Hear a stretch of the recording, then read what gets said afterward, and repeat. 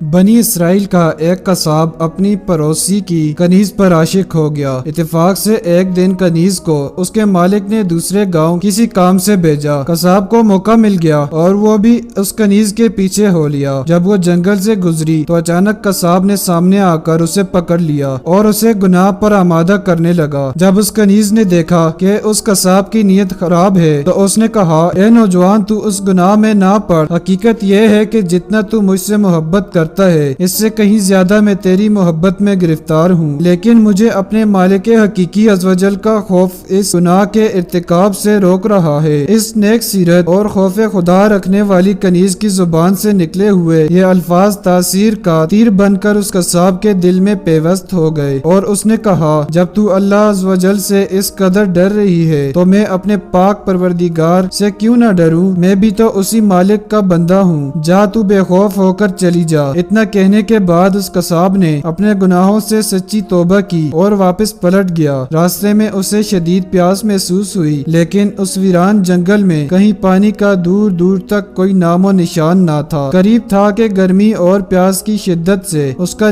دم نکل جائے۔ اتنے میں اس زمانے کے نبی کا ایک قاصد ملا۔ جب اس نے قصاب کی یہ حالت دیکھی تو پوچھا، تجھے کیا پریشانی ہے؟ قصاب نے کہا، مجھے سخت پیاس لگی ہے۔ یہ سن کر قاصد نے کہا، ہم دونوں مل کر دعا کرتے ہیں کہ اللہ عز و جل ہم پر اپنی رحمت کے بادل بھیجے اور ہمیں سیراب کرے یہاں تک کہ ہم اپنی بستی میں داخل ہو جائیں۔ قصاب نے جب یہ سنا تو کہنے لگا، میرے پاس تو کوئی ایسا نیک عمل نہیں جس کا وسیلہ دے کر دعا کروں۔ آپ نیک شخص ہیں، آپ ہی دعا فرمائیں۔ اس قاصد نے کہا، ٹھیک ہے، میں دعا کرتا ہوں، تم آمین کہنا۔ پھر قاصد نے دعا کرنا شروع کی اور وہ قصاب آمین کہتا رہا۔ تھوڑی ہی دیر میں بادل کے ایک ٹکڑے نے ان دونوں کو ڈانپ لیا اور وہ بادل کا ٹکڑا ان پر سایہ فگن ہو کر ان کے ساتھ ساتھ چلتا رہا۔ جب وہ دونوں بستی میں پہنچے تو قصاب اپنے گھر کی جانب روانہ ہوا اور قاصد اپنی منزل کی طرف جانے لگا۔ بادل بھی قصاب کے ساتھ ساتھ رہا۔ جب اس نے یہ ماجرا دیکھا تو قصاب کو بلایا اور کہنے لگا، تم نے تو کہا تھا کہ میرے پاس کوئی نیکی نہیں اور تم نے دعا کرنے سے انکار کر دیا تھا۔ پھر میں نے دعا کی اور تم آمین کہتے رہے، لیکن اب حال یہ ہے کہ بادل تمہارے ساتھ ہو لیا ہے اور تمہارے سر پر سایہ فگن ہے۔ سچ سچ بتاؤ، تم نے ایسی کون سی عظیم نیکی کی ہے جس کی وجہ سے تم پر یہ خاص کرم ہوا ہے؟ یہ سن کر قصاب نے اپنا سارا واقعہ سنایا۔ اس پر قاصد نے کہا، اللہ عز و جل کی بارگاہ میں گناہوں سے توبہ کرنے والوں کا جو مقام و مرتبہ ہے وہ دوسرے لوگوں کا نہیں۔ بے شک گناہ سرزد ہونا انسان ہونے کی دلیل ہے، مگر ان پر توبہ کر لینا مومن ہونے کی نشانی ہے۔